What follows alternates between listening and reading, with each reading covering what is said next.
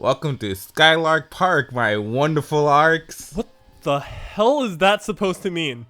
Hey. Gesti, we are not a park. We are a lounge. We're supposed to sit here and let people come in here and listen to two stupid people talk to each other. Yeah, let me find more words to rhyme. That's all I was asking for. Well, okay. Actually, to be fair, okay, I guess two stupid people can probably talk in a park as well, but Hey, see? Easy. fine. We'll be Sky Park today. All right. Okay, so welcome to the official second episode of 2019 Sky Park. I guess that's what we're doing now.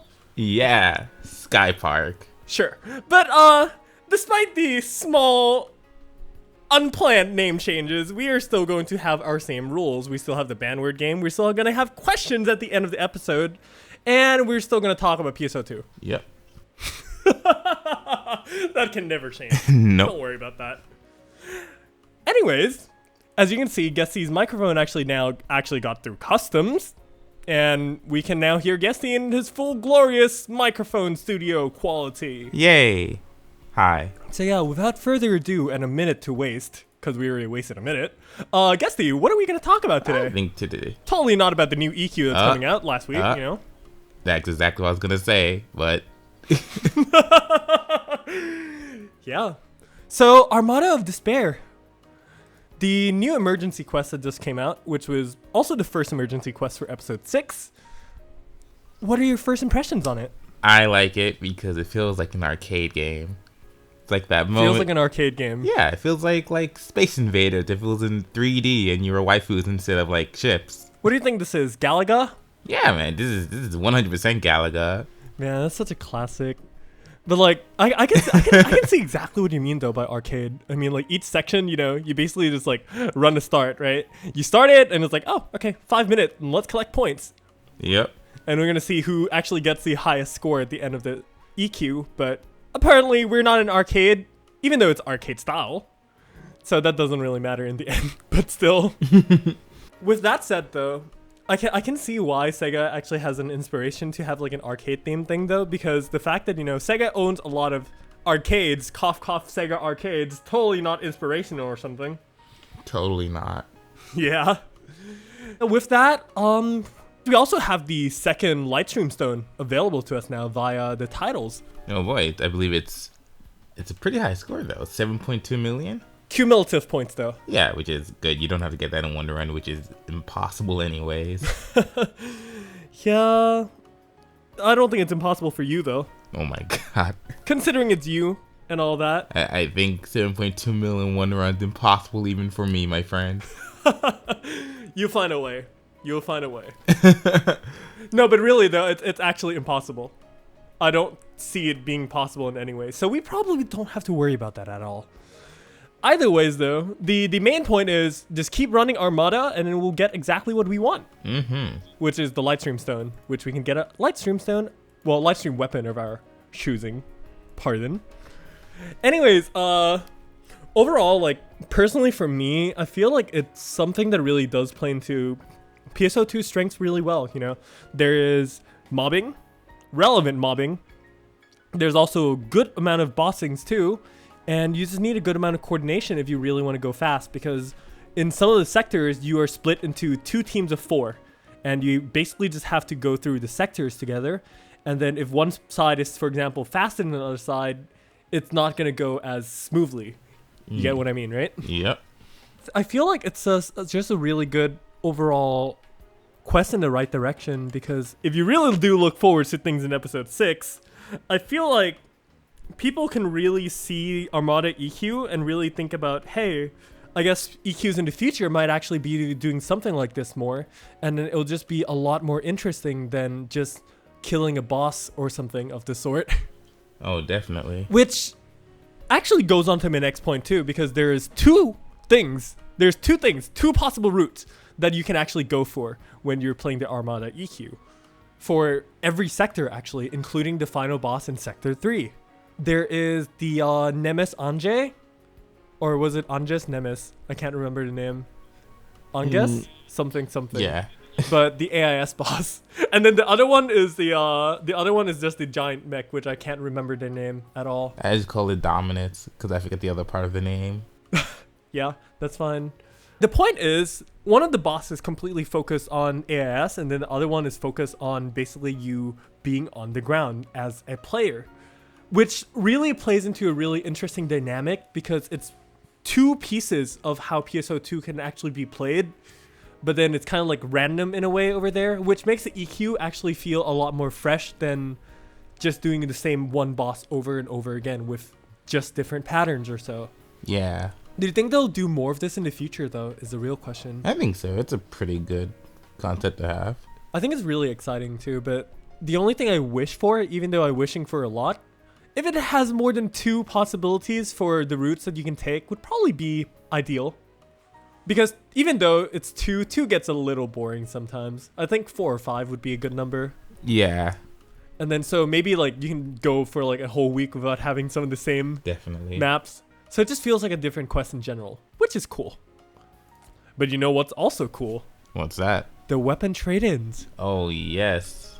With the badges and whatnot. Gesti, tell us more about that. No more RNG. So, now usually in EQs, for the most part, you always have like, it's always like you're running over and over for the weapon, and then that's about it. You mean but running this time over they and over actually, and praying you get the weapon?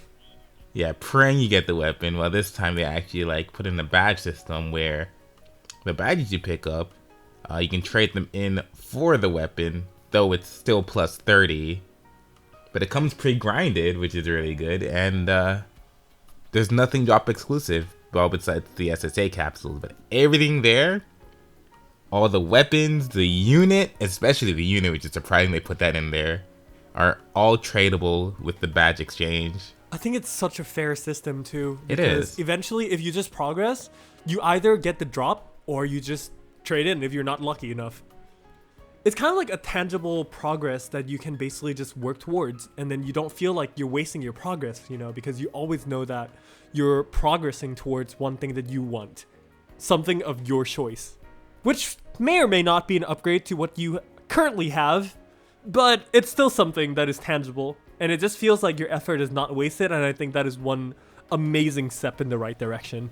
Sure. You know what else is getting an upgrade though? What? Naberius. Oh! Are we gonna get Ultra Hard Naberius too? Spoilers, yes we are. Finally, Rock Bear is gonna be hard. Is it though?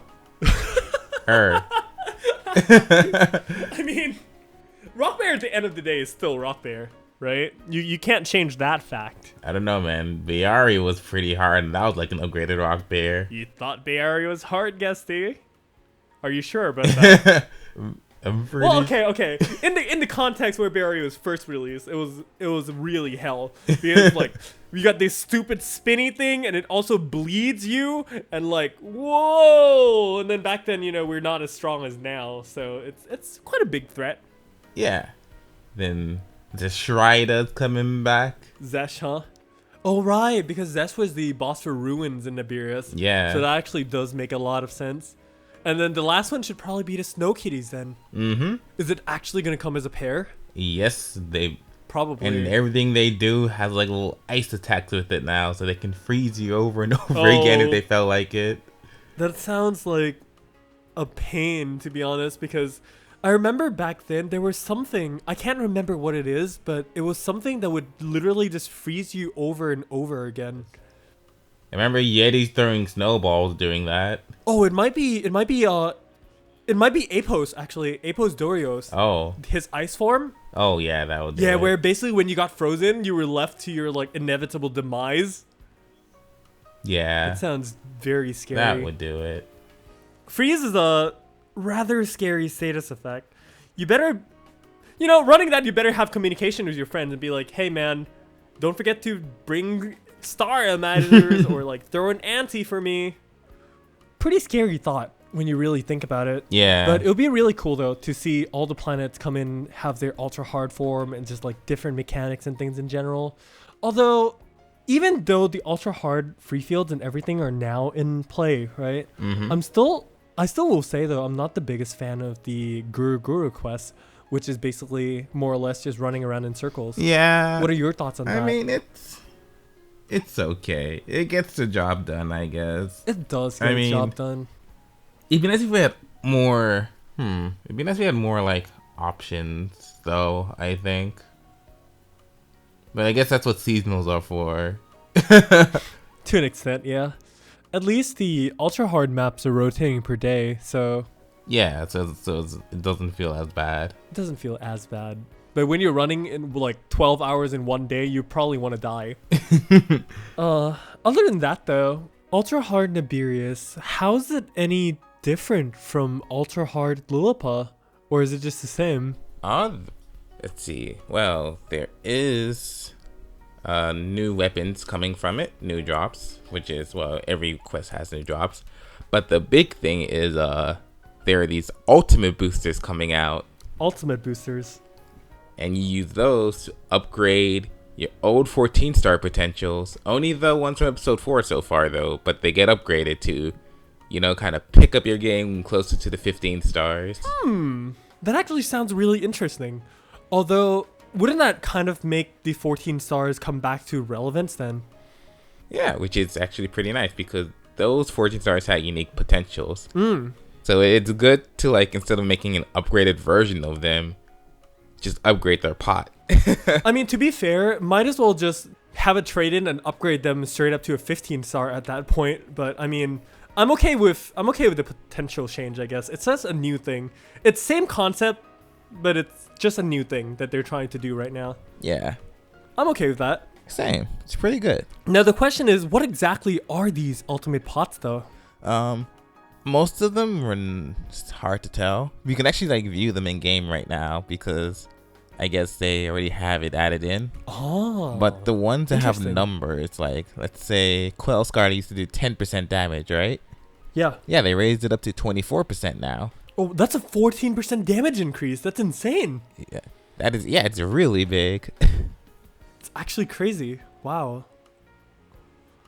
I wonder if they will actually be able to contend with the 15 stars then. Yeah, they should be able to do pretty well. Interesting. Maybe we need to find some of the math guys and let them do the calculation for us now. That'll be pretty interesting. But yeah, otherwise, I guess that's basically just about everything that we need to look at for now. I guess expectations are optimistic for now.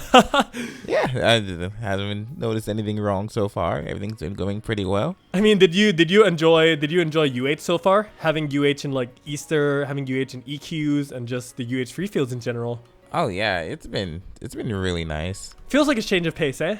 Yeah, it's a good change of pace. That's really good. So, which I guess we're supposedly coming into the end of the episode now. So we have our word questions. Oh boy. That we asked you to help us look at. So we have 3 questions here today. First question, choose between attacked or a gun slash. Oh, that one's easy, man. I'd always pick gun slash. Really? Yeah. Why? The gun and a sword. What else do you want? I mean, but if you pick up the attack, you get these really cute otherworldly space pets. But it's not a gun and a sword. Okay, fine. You win this one. I'll go with gun slash as well. I think gun slash is a really cool concept, honestly, but I just really hope they do it justice in the future. Yeah. Cough, cough, Yoshioka. Yoshioka. Mr. I've main gun slash since episode 1. Cough, cough. Right? Totally not sending a subliminal message or something, right? Totally. Okay, next question. Let's see. We have either Marin or Melon. What do you choose? I don't know, but I do like melon as a fruit, so I might go with melon. I also like melon's colors a bit more, actually. Oh my god, Gesti, you took exactly what I was gonna say. I was like, Marins are cool, but melons are delicious. I was exactly gonna say that. Fine, okay. So I guess we're going with that then. We're going with melon. Now the next question is gonna be a little bit of a curveball. Oh boy. Would you rather get isekai to your waifu's world, or would you rather have your waifu get isekai to your world? No, that one's so obviously easy. I'd rather have the second option. Really? Like, I don't care which waifu it is. going to their world sounds just like a huge disaster. Because no matter what, there's some like climatic world-ending event going on at some point there. I mean, you're not wrong, but still, you can also get isekai into a really good world too. True. But is it worth the risk? No. Fair. Definitely not. I mean, that's one way of viewing it. I don't mind that. And you know what I also don't mind? What's that? Winning this week's challenge, because I probably did not say the banned word, or either you completely forgot it. You didn't at all. Are you serious? Wait, what was the word? It was love. I was hoping you like say you love something or something like that at some point. What? Wait, I did not say the word love? No. Somehow. Are you serious? We even... What? Yeah, I was expecting you to use it at some point, but you managed not to, so you win this round. Wow. Sure. Next week, you're going to have a fun time, Gesti. All right. Hopefully next week. Oh, boy. We're going to take our bets. But either ways, though, today's episode might be a little weird only because we're starting to get back into the groove again, but hopefully next week's would probably be a lot better. Yeah, definitely. All right. Well, hope you guys enjoyed, and we will see you guys next week. All Take right. care, and don't forget to smile. Bye-bye.